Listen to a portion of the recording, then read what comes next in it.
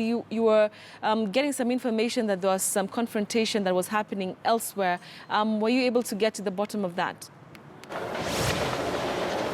Yeah, we managed to head to that direction. It's about 50 meters from where we were standing, and we are told that the police were there not just for enforcement purposes, but they're also there to repulse groups of youth who were supposedly interfering with the process. They say that if they do not, according to the understanding of this particular zone, is that if they do not beef up security, it will open up chances for people, looters, to come and pilfer or steal household items belonging to the people that are currently facing eviction. Now, this area that we are in, just behind me is the Miracle Revival Fellowship Pentecostal Church, just here in Kibera.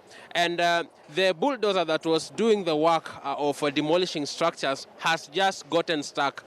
Some residents tell me that maybe it's divine intervention, but what we are seeing here is a bulldozer that is stuck.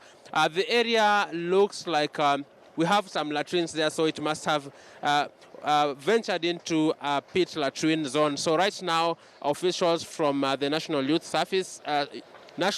Service are currently trying to get the bulldozer out of the hole or the pit latrine.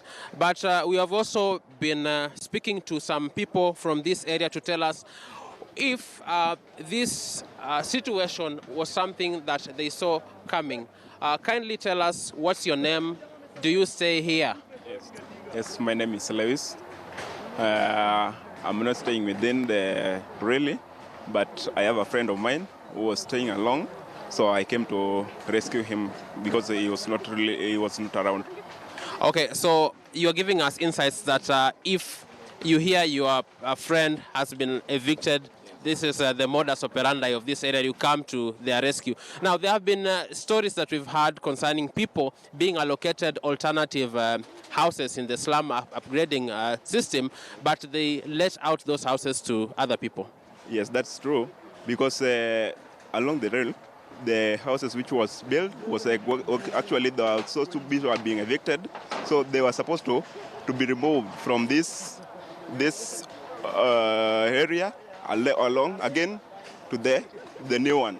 But there are some few individuals which are taking people again to get in, and those who are supposed to be going in those constructed ones, they're not the real people.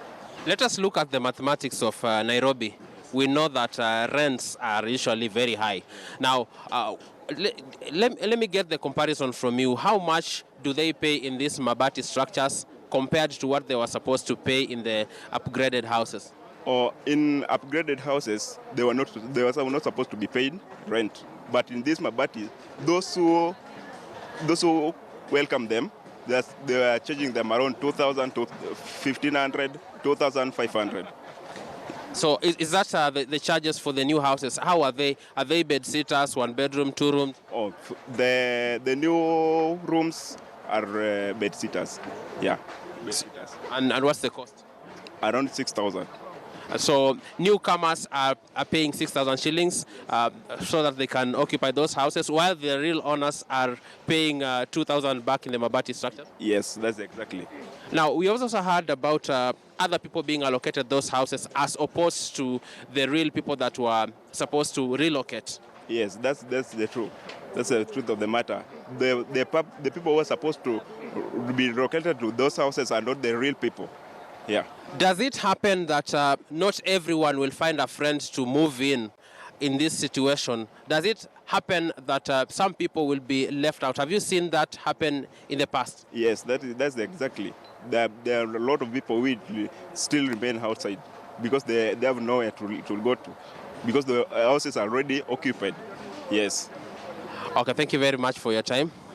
Now, Betty, as it is now, we are waiting to see whether the people taking or undertaking this eviction or demolition exercise will be able to get their bulldozer out of this place and continue. But as it is now, I've seen some people who have been contracted to conduct the demolition. They're doing it manually. Now it looks like they have, by the failure of the bulldozer to get itself out of the pit latrine. So what we are having now is that people are undertaking a manual exercise of pulling down the houses and seeing that the exercise is complete before the end of the day. Back to you, Betty.